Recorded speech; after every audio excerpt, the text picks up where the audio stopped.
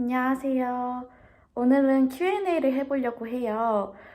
인스타 DM이나 유튜브 댓글로 굉장히 많은 질문을 받았었는데 그것들과 더불어 궁금해 하실 것 같은 질문들을 같이 한번 다뤄보려고 합니다.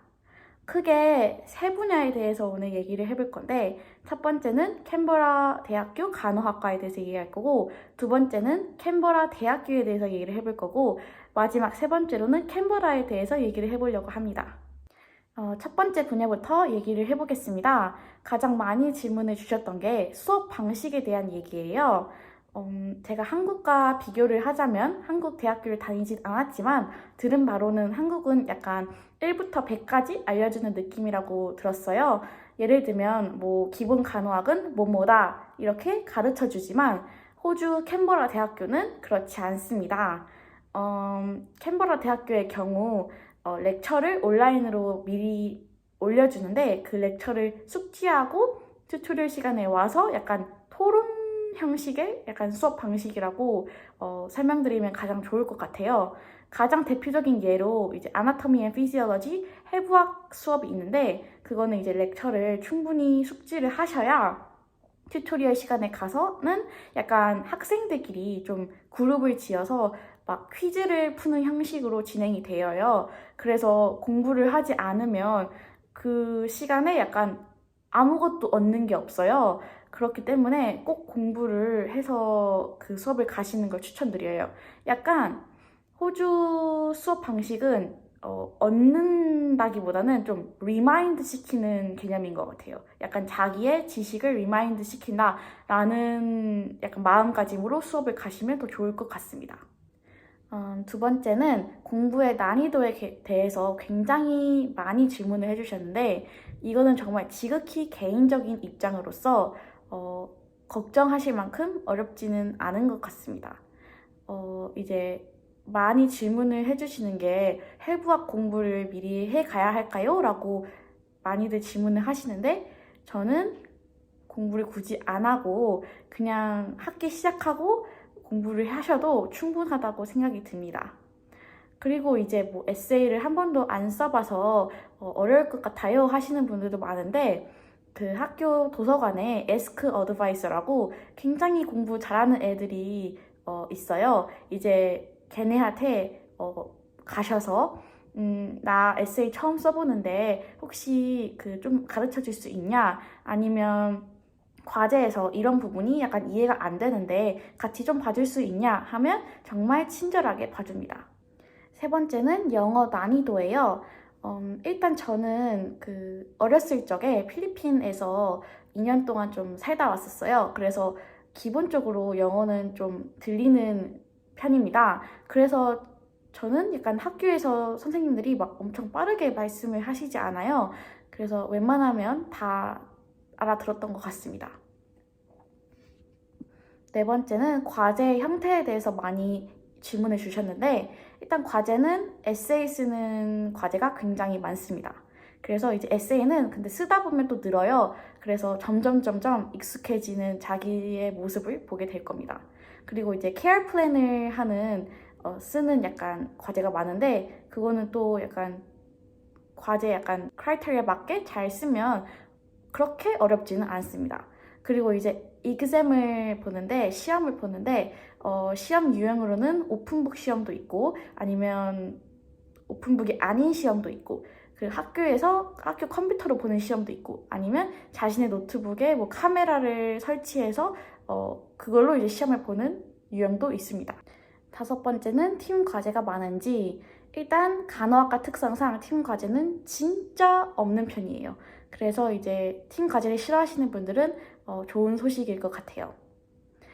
여섯 번째는 이제 가장 많이 질문을 주셨던 페이를 많이 하는지 정말 캔버라 대학교에 대해서 이제 얘기를 하자면 페이를 다른 학교에 비해서 좀 많이 하는 편인 것 같아요. 이것은 약간 거짓말 하지 못할 것 같아요. 약간 저도 페일이 간당간당 했던 때가 많았고, 좀 힘든 시기가 많았지만, 일단 좀 좋은 소식이 있다면, 요즘에 그 한 5에서 50점 정도면 그 서플리멘트 과제를 통해서 그 과제를 통과를 하면 약간 패스를 시켜주는 그런 좀 혜택이 생긴 것 같아요. 그래서 그런 게 이제 좀 더 있으면 페이를 덜 하지 않을까 싶습니다. 덧붙여서 페이를 하면 어떻게 되는가? 페이를 하면 왜 안 좋은가?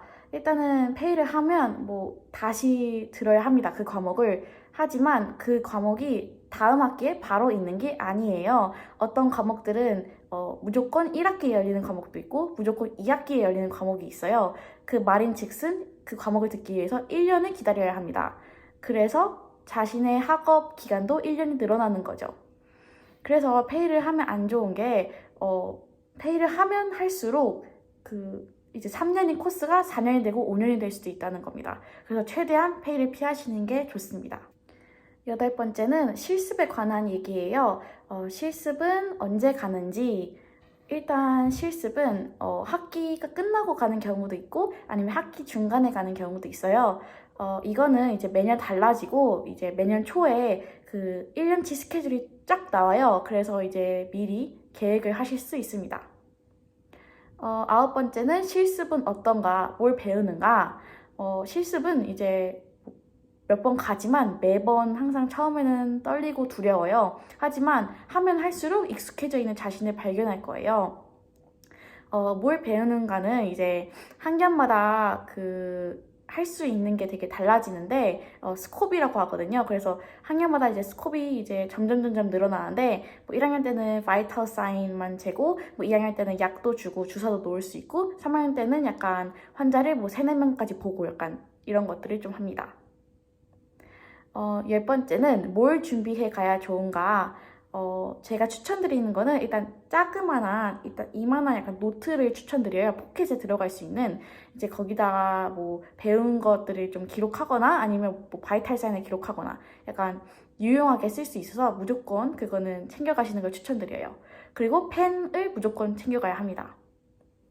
12번째는 이제 학생 인종 비율에 대해서 굉장히 많이 질문해 주시는데 캔버라에 네팔인들이 굉장히 많아요. 그래서 거의 50%가 네팔 학생들 같고 그 중에 뭐 한 30%가 white Australian 애들 같고 그리고 뭐 10%로 한국인 뭐 다른 뭐 인도 아니면 뭐 부탄 뭐 그런 친구들이 많은 것 같습니다.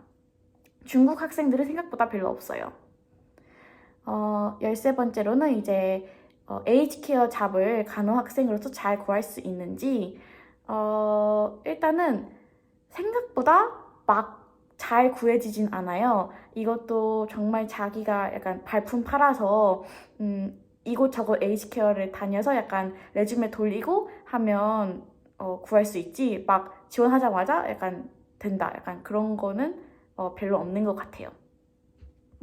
이제 두 번째 분야인 캔버라 대학교에 관해서 얘기를 해보려고 해요.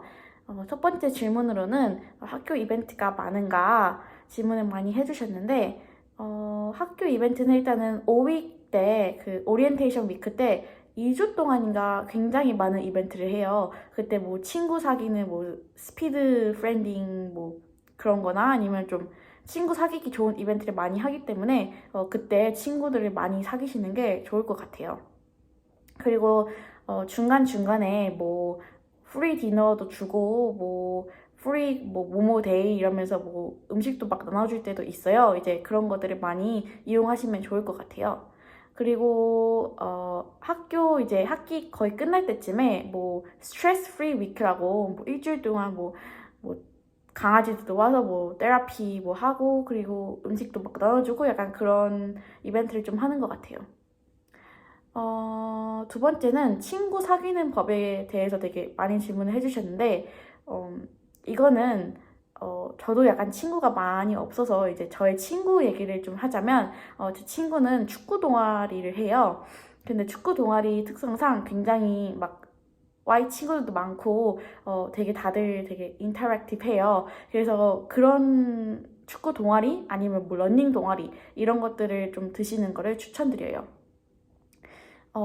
네 번째는 캔버라 대학교 안에서의 알바 자리예요. 캔버라 대학교에는 그 카페가 한 3-4군데 있는데 그런 카페들이 조금 더 접근성이 좋아요. 처음 알바를 구하실 때. 그래서 시급이 뭐 다른 곳에 비해서 좀 적지만 경험을 쌓고 싶다 하시는 분들은 그런 카페들을 가시는 걸 추천드립니다.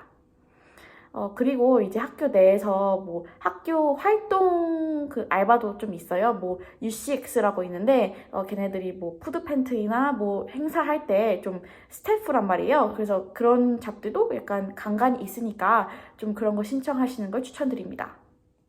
그리고 이제 가장 많이 질문을 해주셨던 게 캔버라 대학교 안에 있는 기숙사에 대해서 많이 질문을 해주셨는데 일단 기숙사는 대표적으로 쿠퍼 로지, UC 로지, 캠퍼스 웨스트, 그리고 브루, 그리고 위든 로지가 있어요. 쿠퍼랑 UC는 가장 최근에 지어진 기숙사들이에요.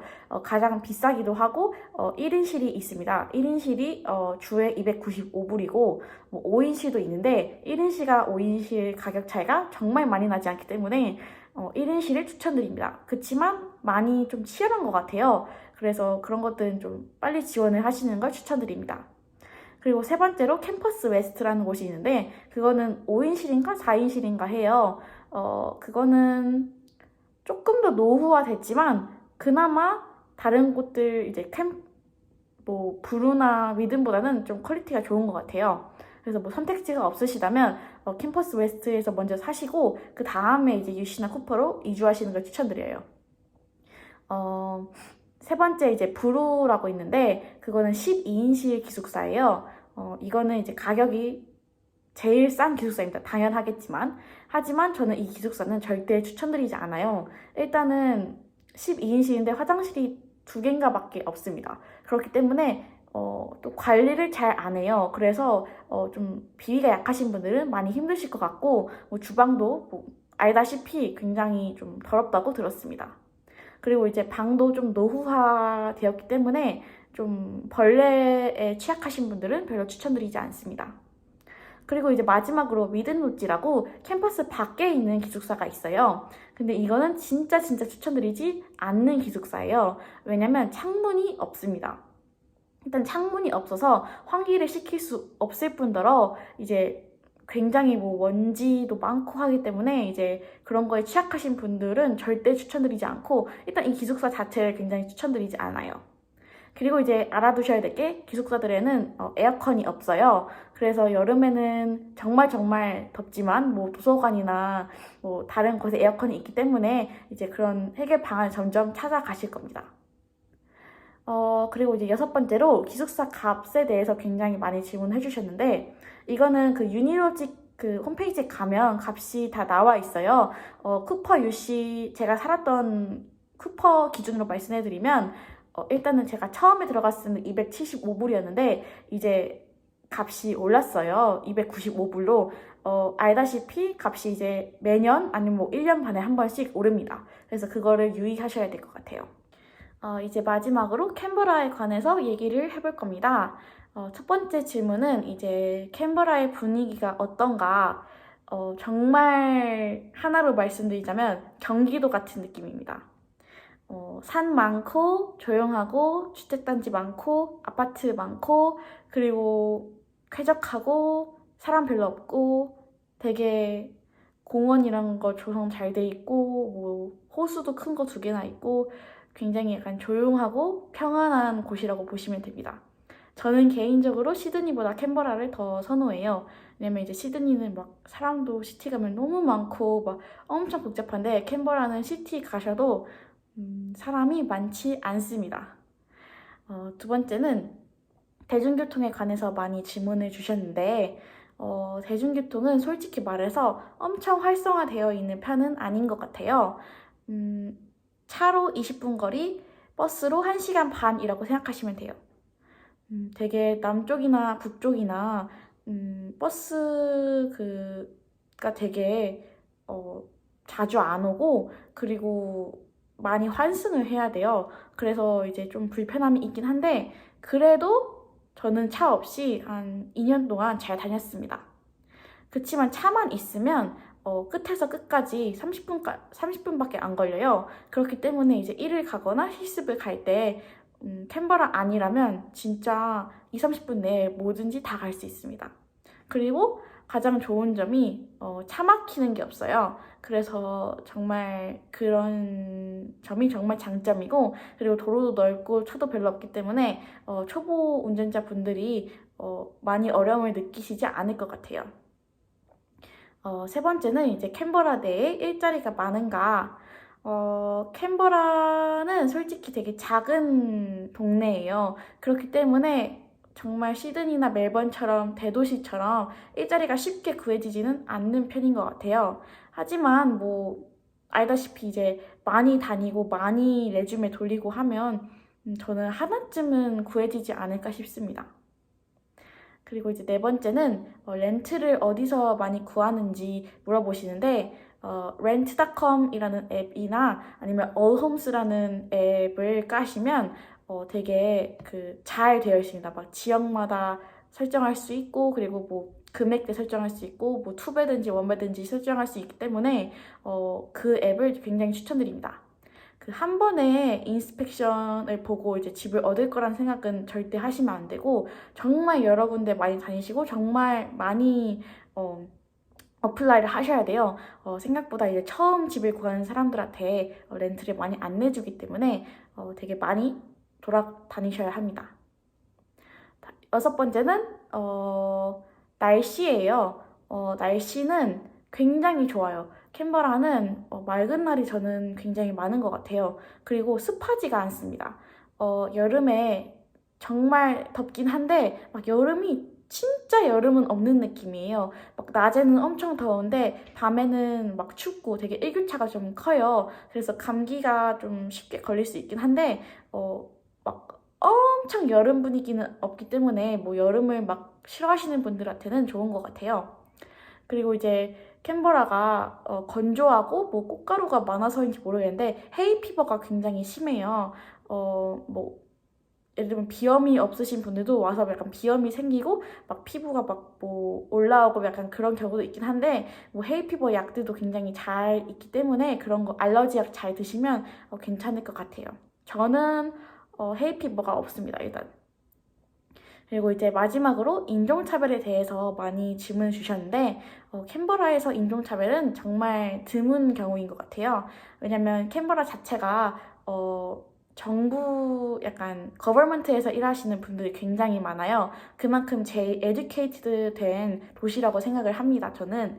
그래서 굉장히 다들 좀 품이 있고 약간 되게 친절하시기 때문에 인종차별은 정말 드문 것 같아요.